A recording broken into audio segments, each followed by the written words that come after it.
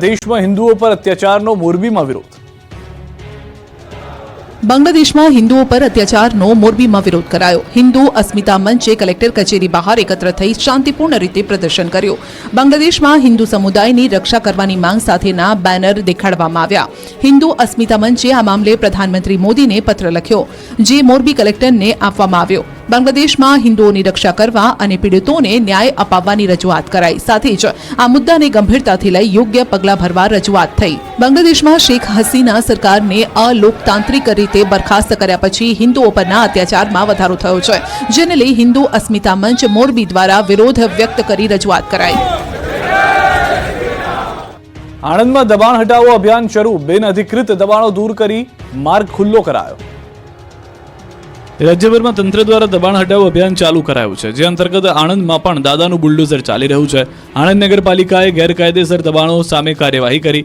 આણંદના જાહેર રસ્તાઓ પરના દબાણો પર તવાય બોલાવાય. આણંદ ટાઉન પોલીસને સાથે રાખી આણંદ નગરપાલિકાએ કાર્યવાહી હાથ ધરી. તંત્રની કાર્યવાહીથી ગેરકાયદેસર દબાણકર્તાઓમાં ફફડાટ ફેલાયો. ગેરકાયદેસર દબાણો દૂર કરવા મેગા ઓપરેશન હાથ ધરાયું. આણંદ ગુરુદ્વારા સર્કલથી આણંદ રેલવે સ્ટેશન સુધીના માર્ગ પર બિનઅધિકૃત દબાણો દૂર કરી માર્ગ ખુલ્લો કરાયો. પાલિકાની ટીમે રોડ પર ઊભી રહેતી રેકડીઓ સહિતના જપ્ત કરી લેતા વેપારીઓમાં ફફડાટ ફેલાઈ ગયો. મહાઠગ ભૂપેન્દ્ર ઝાલાની માયાજાળમાં અનેક મહિલાઓની પણ સંડોવણીનો પર્દાફાશ. તો બાયડના ધારાસભ્ય અને BZ CEOની જુગલબંધી પણ સામે આવી. મહાઠગ ભૂપેન્દ્ર ઝાલાની માયાજાળને લઈને દરરોજ નવા ખુલાસા થઈ રહ્યા છે. ભૂપેન્દ્ર ઝાલાની ઠગ ટોળકીમાં હવે મહિલાઓ પણ સામેલ હોવાનો ઘટસ્ફોટ થયો છે. BZ ગ્રુપની એજન્ટ આરતી ચંપકલાલ જયસ્વાલ હોવાનું સામે આવ્યું છે. આરતીએ છેલ્લા 2 વર્ષથી લોકો પાસે કરોડોનું રૂપિયાનું રોકાણ કરાવ્યું હોવાનો આક્ષેપ છે. BZ તરફથી મર્સિડીઝ જેવી કાર મળતી હોવાનો ગ્રાહકોને આકર્ષવા ખેલ થતો હતો. એટલું જ નહીં, રોકાણકારોને રૂપિયાથી એક ભવ્ય શોરૂમ પણ બનાવાયો હતો અને તેના ઉદ્ઘાટન વખતનો વિડીયો પણ સામે આવ્યો છે. તો અરવલ્લીના બાયડમાં BZ ગ્રુપની ઓફિસમાં તાળા લાગી ગયા છે. CID ક્રાઇમના બરોડા બાદ 7 દિવસથી ઓફિસ બંધ છે. છેલ્લા 7 દિવસથી ઓફિસને તાળા મારી એજન્ટો ફરાર થઈ ગયા છે. BZનો કૌભાંડી ભૂપેન્દ્રસિંહ ચૌ તરફથી ઘેરાઈ જતા હવે ભૂપેન્દ્રને બચાવવા માટે પંટરિયાઓ મેદાને આવી ગયા છે. ભૂપેન્દ્રને બચાવવા ખોટા મેસેજ વાયરલ કર્યા. રોકાણકારોને મેસેજ કરી પૈસા ક્યાંય નહીં ડૂબે તેવો ખોટો ભરોસો આપવામાં આવી રહ્યો છે. એટલું જ નહીં, BZ ગ્રુપની સાથે રહેવાનો પણ ઉલ્લેખ કરાયો. આ તરફ બાયડના ધારાસભ્ય ધવલસિંહ ઝાલા અને ભૂપેન્દ્રસિંહ ઝાલાનું જુગલબંધીનો વધુ એક વિડીયો સામે આવ્યો.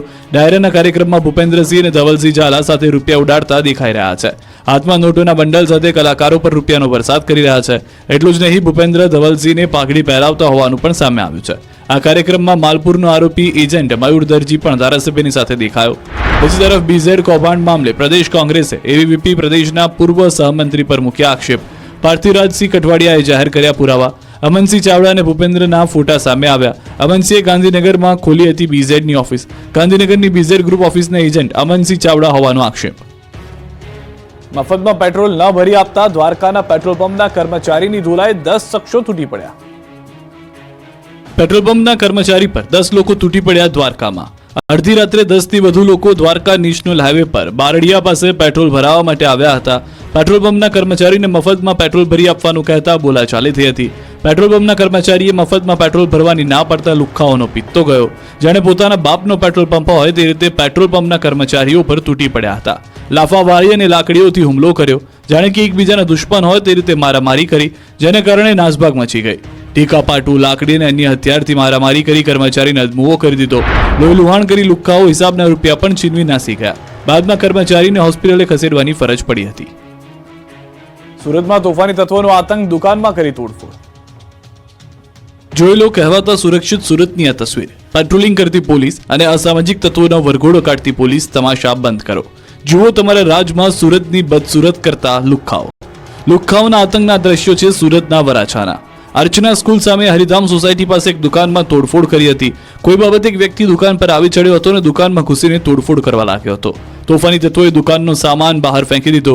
ખુલ્લેઆમ આતંક મચાવતા રાતના સમયે અફરાતફરી મચી ગઈ. સોસાયટીના રહીશો ડરી ગયા હતા. આખા વિસ્તારને માથે લેતા વેપારીઓ પણ ડરી ગયા હતા. ત્યારે પોલીસના પેટ્રોલિંગ પર સવાલો ઉઠી રહ્યા છે. વડોદરામાં વ્યાજખોરોના ત્રાસથી વેપારીનો લાઈવ આપઘાત. વડોદરામાં વ્યાજખોરોનો ત્રાસ દિવસે ને દિવસે વધી રહ્યો છે. વ્યાજખોરના ચક્રવ્યૂહમાં ફસાયેલા લોકોને ધમકાવવામાં આવી રહ્યા છે. ત્યારે વડોદરામાં પણ વ્યાજની માયાજાળમાં ફસાયેલા વેપારીએ આપઘાતનો પ્રયાસ કર્યો. વ્યાજખોરોના ત્રાસથી ફ્રૂટના વેપારી આપઘાતનો પ્રયાસ કર્યો. વર્ષ 2012 થી 2018 સુધીમાં 47 લાખ રૂપિયા વ્યાજે લીધા હતા. છતાં 47 લાખ સામે અત્યાર સુધીમાં 2 થી 2.5 કરોડ રૂપિયા વસૂલી લીધા છે. આમ છતાં વ્યાજખોર કડક ઉઘરાણી કરતા અને વારંવાર ધમકી આપતા વ્યાજખોરની હાજરીમાં જ વેપારીએ ફિનાઇલ પી લીધું.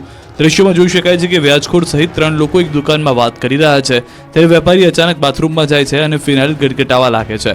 જોકે વ્યાજખોર સંતોષ ઊભો થઈને વેપારીને અટકાવે છે. આ અંગે નવાપુરા પોલીસે વ્યાજખોર સંતોષ ભાવસાર સામે ગુનો દાખલ કર્યો. દક્ષિણ ગુજરાતના ખેડૂતોને 0% વ્યાજે મળશે 200 કરોડની લોન. રાજકોટ જિલ્લા સહકારી બેંક બાદ હવે સુરત જિલ્લા સહકારી બેંક પણ ખેડૂતોની વહારે આવી છે. પાછોતરા વરસાદથી પાયમાલ થયેલા ખેડૂતોને સુરત જિલ્લા સહકારી બેંક લોન આપશે, જેના માટે ખેડૂતોએ કોઈ પણ પ્રકારનું વ્યાજ ચૂકવવું નહીં પડે. બેંકના ચેરમેન બળવંત પટેલે આ જાહેરાત કરી છે. બેંક દ્વારા ખેડૂતોને એકર દીઠ 10,000 રૂપિયા અને 5 એકર મર્યાદામાં 50,000 સુધીની લોન આપવામાં આવશે, જેનું કોઈ પણ પ્રકારે લોન ઉપર વ્યાજ લેવામાં આવશે નહીં. ખેડૂતોને 3 વર્ષ માટે આ લોન આપવાની જાહેરાત કરાઈ છે. ખેડૂત આગેવાનોએ આ જાહેરાતનું સ્વાગત કર્યું છે. આ સહાયથી આવનારા રવિ પાકમાં ખેડૂતોને થોડી સહાય મળી રહેશે. દક્ષિણ ગુજરાત માટે સુરત ડિસ્ટ્રિક્ટ સહકારી બેંકે 200 કરોડ રૂપિયા ફાળવ્યા છે, જેનાથી એક વાત ચોક્કસ છે કે મોટાભાગના ખેડૂતોને આ સહાય મળી રહેશે. મહુવા માર્કેટિંગ યાર્ડ ડુંગળીથી છલકાયું. એક જ દિવસમાં 1 લાખ થેલી ડુંગળીની આવક, મણના 700 રૂપિયા સુધી બોલાયા ભાવ. રાજ્યમાં ડુંગળીની સિઝન શરૂ થઈ ગઈ છે ત્યારે ડુંગળીના સૌથી મોટા યાર્ડ મહુવામાં ડુંગળીની ચિક્કાર આવક થવા લાગી છે. ડુંગળીની સિઝનની શરૂઆત થઈ ગઈ ત્યારે મહુવા માર્કેટિંગ યાર્ડમાં સમગ્ર સૌરાષ્ટ્રમાંથી તેમજ આજુબાજુના ગ્રામ્ય વિસ્તારમાંથી ખેડૂત ડુંગળી વેચવા માટે આવી પહોંચ્યા હતા, જેથી આજે મોટા પ્રમાણમાં આવક જોવા મળી હતી. મહુવા યાર્ડ ડુંગળીથી ઉભરાયું હતું. એક જ દિવસમાં 1 લાખ થેલીથી વધુની ડુંગળીની આવક નોંધાઈ છે. ખેડૂતોની ડુંગળીની ક્વોલિટી પ્રમાણે પ્રતિમણના 400 રૂપિયાથી લઈને 700 રૂપિયા સુધી ભાવ હરાજીમાં બોલાવવામાં આવ્યા હતા. વેપારીના કહેવા પ્રમાણે નાસિકનો ડુંગળીનો પાક નિષ્ફળ જવાથી મહુવાની ડુંગળી સિઝન શરૂઆતમાં જ અન્ય રાજ્યોમાં એક્સપોર્ટ થઈ ગઈ છે. હાલ સારી માત્રામાં ડુંગળીની ક્વોલિટી તેમજ સારા ભાવ મળતા ખેડૂતોને પણ આશાની કિરણ દેખાઈ રહી છે. આવનાર દિવસોમાં જો વધારે પ્રમાણમાં ડુંગળીની આવક નોંધાશે તો માર્કેટિંગ યાર્ડ દ્વારા અન્ય જગ્યા ભાડે રાખીને ડુંગળી માટેની સગવડ કરવામાં આવશે. યાર્ડમાં ડુંગળીની ભરપૂર આવકના કારણે અન્ય જગ્યા ભાડે રાખીને ડુંગળીની હરાજી કરવામાં આવી રહી છે. મહત્વનું છે કે બંગાળ, યુપી, બિહાર, પંજાબ, દિલ્હી, હરિયાણાના વેપારીઓ મહુવા યાર્ડ ખાતે ડુંગળીની ક્વોલિટી સારી હોવાથી ખરીદી કરવા આવી રહ્યા છે. ભાવનગરમાં ડુંગળીનું બમ્પર વાવેતર, 15,900 હેક્ટરમાં ડુંગળીનું વાવેતર. ભાવનગરમાં શિયાળાની ઠંડી જામતા રવિ પાકના વાવેતરમાં વધારો થયો. એક જ અઠવાડિયામાં જિલ્લામાં 14,500 હેક્ટર સુધીનો વધારો થયો છે. સમગ્ર ગુજરાતમાં કુલ 24,800 હેક્ટરમાં ડુંગળીનું વાવેતર થયું છે, જેમાંથી એકલા ભાવનગર જિલ્લામાં 15,900 હેક્ટરમાં ખેડૂતોએ ડુંગળી વાવી છે. સમગ્ર રાજ્યમાં ડુંગળીના પાકમાં અન્ય જિલ્લાઓની સરખામણીમાં ભાવનગર ડુંગળીના વાવેતરમાં અગ્રેસર છે. ગત વર્ષે ભાવનગરમાં 52.40% ડુંગળીનું વાવેતર થયું હતું, જ્યારે કે તેની સરખામણીમાં ચાલુ વર્ષે વધીને 64.11% ડુંગળીનું વાવેતર છે. જેમ જેમ શિયાળાની કડકડતી ઠંડીમાં વધારો થઈ રહ્યો છે, તેમ તેમ ભાવનગર જિલ્લામાં હજુ પણ રવિ પાકના વાવેતરનો આંક વધી શકે છે. મહત્વનું છે કે જિલ્લામાં ડુંગળી સહિત ઘઉં, ચણા સહિતના તમામ રવિ પાકની વાત કરીએ તો રવિ પાકના વાવેતરનો આંક 44,000 હેક્ટરને આંબી ગયો છે. બીજી તરફ એક જ સપ્તાહમાં જિલ્લામાં ડુંગળીના વાવેતરમાં 4,300 હેક્ટરનો વધારો થયો છે. ભાવનગર જિલ્લામાં આ વર્ષે ઘઉંનું વાવેતર 7,400 હેક્ટરના આંકને આંબી ગયું છે. ચણાનું વાવેતર 5,100 હેક્ટર. આમ ગત વર્ષની તુલનામાં આ વર્ષે રવિ પાકનું વાવેતર વધે તેવી સંભાવના છે. પંચમહાલમાં કેનાલ બની પરેશાનીની કેનાલ, જાતે પૈસા ઉઘરાવી કરી સફાઈ. પંચમહાલમાં તંત્રે બનાવેલી કેનાલ લોકો માટે પરેશાનીની કેનાલ બની ગઈ છે. તંત્ર દ્વારા કેનાલની જાળવણી કરવામાં ન આવતા ખેડૂતોએ હાથ મહેનત જિંદાબાદ સૂત્ર અપનાવ્યું છે. પોતાના પાકને બચાવવા માટે જાતે જ કેનાલ સફાઈ કરવામાં જોતરાઈ ગયા છે. ગોધરા તાલુકાના વડેલાવ ગામના સિંચાઈ તળાવમાંથી કેનાલ મારફતે ખેડૂતોની સિંચાઈ સુવિધા ઉપલબ્ધ કરાવવામાં આવે છે, પરંતુ વર્ષોથી આ કેનાલની સાફ સફાઈ કરાઈ નથી. કેનાલમાં ઝાડી ઝાંખરા લાગી ગયા છે, ત્યારે ખેડૂતો કોઈ પર આશા રાખ્યા વગર પોતે જ કેનાલની સાફ સફાઈ કરી રહ્યા છે. ગામની મહિલાઓ, ખેડૂતો અને યુવાનો જાતે જ કેનાલમાંથી માટી અને ઝાડી ઝાંખરા દૂર કરી રહ્યા છે. ખેડૂતોનું કહેવું છે કે જો તેઓ તંત્રની રાહ જોશે તો પોતાનો પાક સુકાઈ જવા અને શિયાળુ ખેતી નહીં થવાની સ્થિતિ સર્જાશે, જેથી તેઓ પોતે જ સફાઈમાં જોતરાઈ ગયા છે. ખેડૂતોએ ગામમાંથી 35,000 જેટલો ફાળો એકત્રિત કરી જેસીબી મશીનની મદદથી કેનાલની સફાઈ કરાવી. મહત્વનું છે કે ખેડૂતોની સિંચાઈ સુવિધા ઉપલબ્ધ કરાવવા પિયત મંડળીની રચના પણ કરવામાં આવી હતી, પરંતુ પિયત મંડળી મારફતે કોઈ જ કામગીરી કરવામાં અંગેની જવાબદારી વિભાગ દ્વારા સોંપવામાં આવતી નથી. એટલે તંત્રની રાહ જોયા વિના જાત મહેનત જિંદાબાદનું સૂત્ર અપનાવાયું છે. ખેડાના માતર ખેતીવાડી ઉત્પન્ન બજાર સમિતિમાં પંજાનો પરચમ લહેરાયો. ખેડાના માતર ખેતીવાડી ઉત્પન્ન બજાર સમિતિની ચૂંટણી યોજાઈ. માતર એપીએમસીમાં કોંગ્રેસના ઉમેદવાર ભૂરાભાઈ ભરવાડની જીત થઈ. કોંગ્રેસના ઉમેદવારને 10 અને ભાજપના ઉમેદવારને 8 મત મળ્યા. ભાજપના પૂર્વ ધારાસભ્ય કેસરીસિંહ સોલંકી અને તેમના ટેકેદારોએ કોંગ્રેસના ઉમેદવારોને મત આપ્યા હોવાની આશંકા લોકોએ સેવી છે. કોંગ્રેસના વિજેતા ઉમેદવાર અને ભાજપના પૂર્વ ધારાસભ્ય કેસરીસિંહ સોલંકી એકસાથે વિક્ટરી બતાવતા નજરે પડ્યા. ભાજપમાંથી કાલિદાસ પરમારનો પરાજય થયો, જ્યારે કોંગ્રેસમાં ભૂરાભાઈ ભરવાડનો વિજય થયો. મિશ્ર ઋતુના કારણે રાજ્યમાં વકર્યો રોગચાળો, હોસ્પિટલમાં દર્દીઓની લાઈન.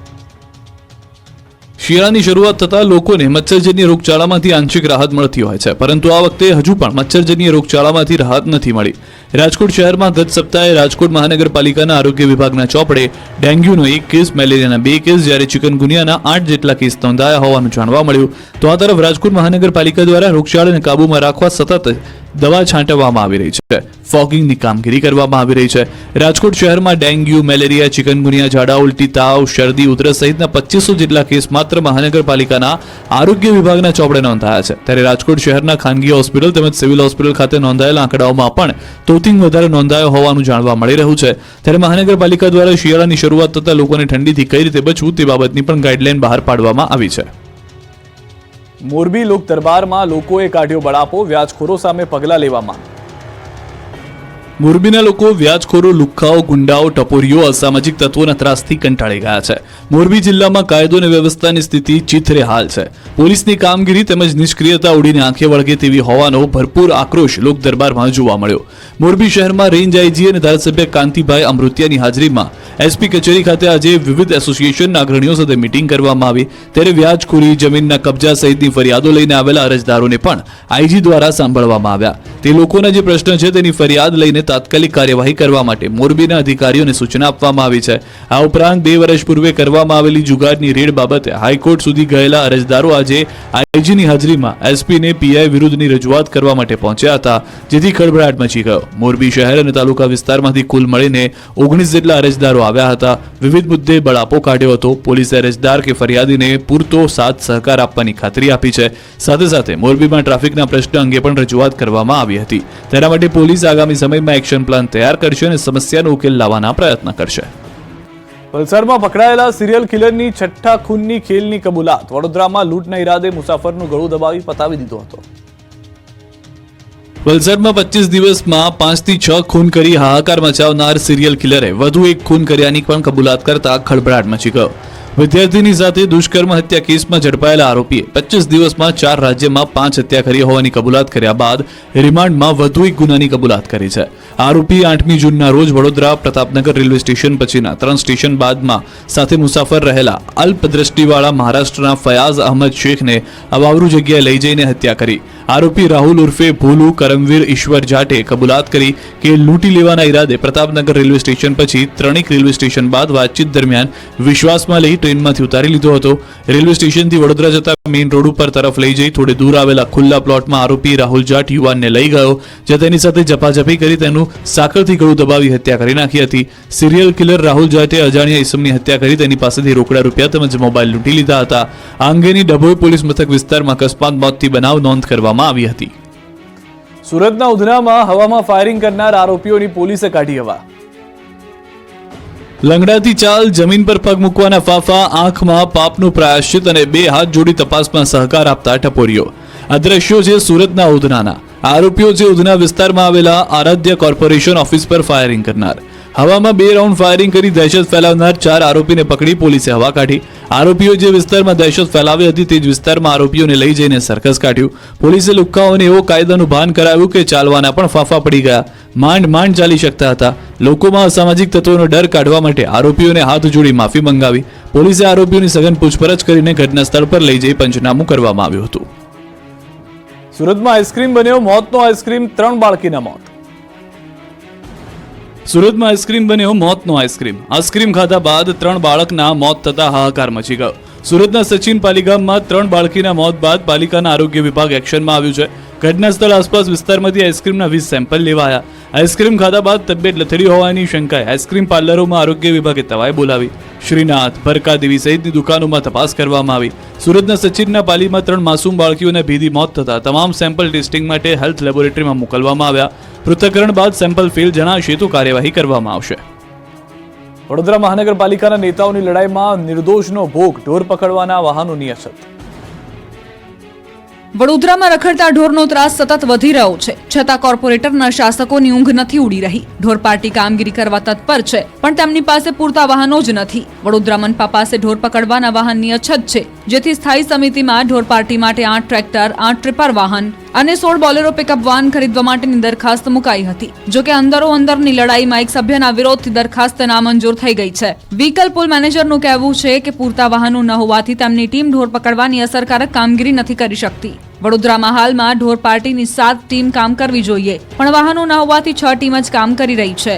7 ટીમ પાસે 14 બોલેરો અને 7 ટ્રેક્ટર ટ્રોલી હોવી જોઈએ. તેના બદલે વ્હીકલ પુલ પાસે માત્ર 3 બોલેરો વાહન જ ઉપલબ્ધ છે. હજી અનેક વાહનોની જરૂર છે. આ મામલે વિપક્ષ નેતાએ શાસક પક્ષને ઘેર્યું અને નાગરિકોના હિતમાં કામ ન થઈ રહ્યા હોવાના આરોપ મૂક્યા. તો સ્થાયી સમિતિના ચેરમેને નવેસરથી દરખાસ્ત મુકાવી મંજૂર કરાવીને વાહનોની ખરીદી કરવાનું કહ્યું. અમદાવાદના લાંભાના લોકો દૂષિત પાણી પીવા મજબૂર, એએમસી વિપક્ષ નેતા શહેજાદ ખાન પઠાણના સવાલો. આવું પાણી અમદાવાદના લાંભા વોર્ડના લોકો પી રહ્યા છે. અમદાવાદના લાંભા વોર્ડના કમોડ ગામમાં દૂષિત પાણીની પારાયણના કારણે લોકોને દૂષિત પાણી પીવું પડી રહ્યું છે.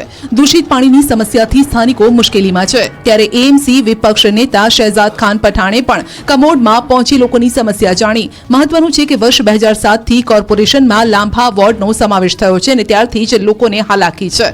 સ્થાનિકો આ રીતે જ દૂષિત પાણી પીવા મજબૂર છે. એએમસી દ્વારા વિકાસ કરવામાં આવતો ન હોવાનો સ્થાનિકોનો આરોપ છે. છેલ્લા 5 મહિનાથી કમોડ ગામમાં બોરનું પાણી પ્રદૂષિત થતા લોકો 3 વખત પાણી ગાળીને પીવા મજબૂર છે.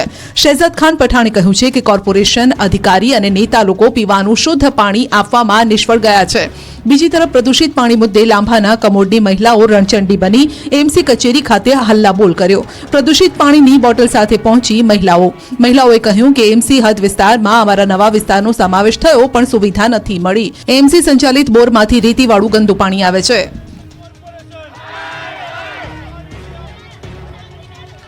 ધોરાજીની કાગળ પર ચાલતી સ્કૂલમાં મોટો ઘટસ્ફોટ, ન દેખાયો કોઈ વિદ્યાર્થી, ડીઓએ આપ્યા તપાસના આદેશ.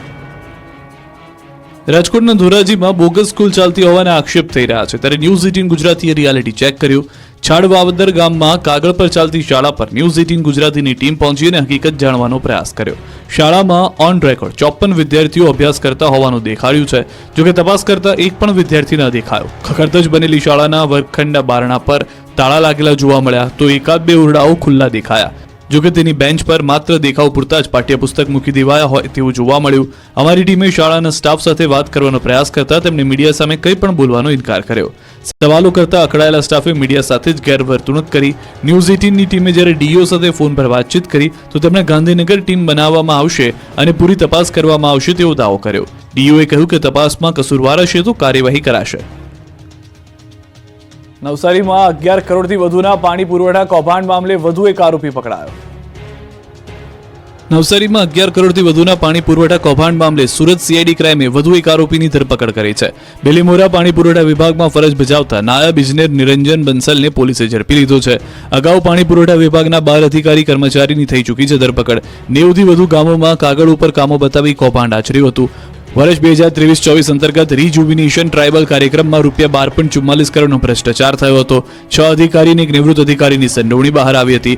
159 કામો ન કરવા છતાં ખોટા બિલો બનાવી સરકારી નાણાં કોન્ટ્રાક્ટરને ચૂકવી દીધા હતા. બેલીમોરાના પાણી પુરવઠા વિભાગના અધિકારીઓએ અને કોન્ટ્રાક્ટરો દ્વારા સરકારને ₹12.44 કરોડ રૂપિયાનો ચૂનો ચોપડાયો છે. અંકલેશ્વર જીઆઈડીસીની ડેટોક્સ ઇન્ડિયામાં પ્રચંડ ધડાકા સાથે બ્લાસ્ટ થતા 4ના મોત થયા. એક લાશ ઉડીને કમ્પાઉન્ડમાં પડી. પરિવારજનો પર આભ ફાટ્યું. આંખમાં આંસુ, દિલમાં દર્દ, તંત્ર સામે આક્રોશ અને ચિંતાનું ફાટેલું આગ. દ્રશ્યો છે અંકલેશ્વરના. અંકલેશ્વર જીઆઈડીસીની ડેટોક્સ ઇન્ડિયામાં પ્રચંડ ધડાકા સાથે બ્લાસ્ટ થતા 4 લોકોના મોત થતા પરિવારજનો હિબકે ચઢ્યા. કોણ કોને શાંત રાખે તેવા દ્રશ્યો સર્જાયા.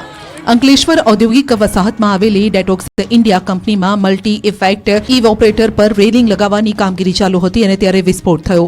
સવારના 11:30 અને 12 વાગ્યાની વચ્ચે આ ઘટના ઘટી. બ્લાસ્ટ એટલો પ્રચંડ હતો કે એકની બોડી પ્લાન્ટની બહાર ઉડીને કંપનીના કેમ્પસમાં પડી. અંકલેશ્વરની ડેટોક્સ કંપનીમાં બ્લાસ્ટની ઘટના બાદ એક કામદારનો મૃતદેહ કંપની બહારથી મળી આવ્યો. બ્લાસ્ટમાં મૃતદેહો ફંગોળાયા હતા. બનાવની જાણ થતાની સાથે જ ફાયર ફાઇટર તેમજ સેફટી એન્ડ હેલ્થ વિભાગની ટીમ ઘટનાસ્થળે પહોંચી.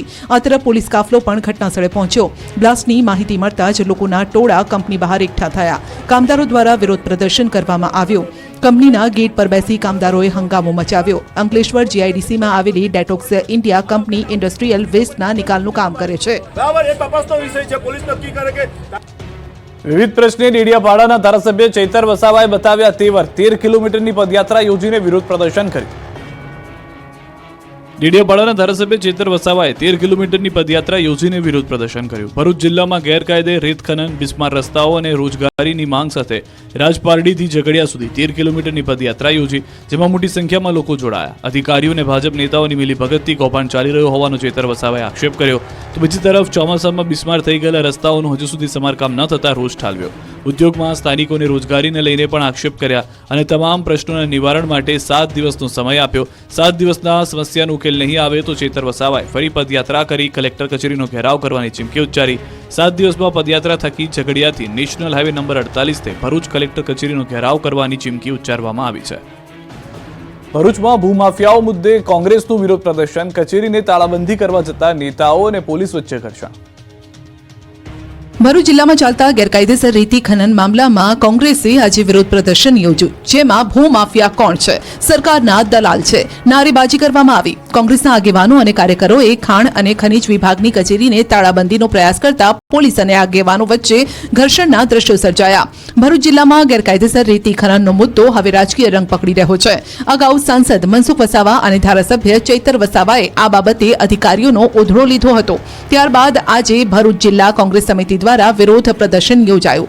કોંગ્રેસના આગેવાનો અને કાર્યકરો મોટી સંખ્યામાં કલેક્ટર કચેરી ખાતે પહોંચ્યા. ભાજપ સરકાર વિરુદ્ધ ભારે સૂત્રોચ્ચાર કર્યા, જેમાં ભાજપના સાંસદ મનસુખ વસાવાને પણ ન્યાય આપવાના સૂત્રોચ્ચાર કર્યા. આ સાથે કોંગ્રેસના આગેવાનો અને કાર્યકરો દ્વારા ખાણ અને ખનીજ વિભાગની કચેરીને તાળાબંધીનો પ્રયાસ કરાયો. આ દરમિયાન કોંગ્રેસના આગેવાનો સાથે પોલીસ વચ્ચે ખેંચતાણના દ્રશ્યો સર્જાયા, જેમાં પોલીસે કોંગ્રેસના કેટલાક આગેવાનો અને કાર્યકરોની અટકાયત કરીને સાથે જ કોંગ્રેસ દ્વારા કલેક્ટરને આવેદનપત્ર પણ પાઠવવામાં આવ્યું. જવાબદારો સામે કડકમાં કડક કાર્યવાહી કરવામાં આવે તેવી માંગ કરાઈ.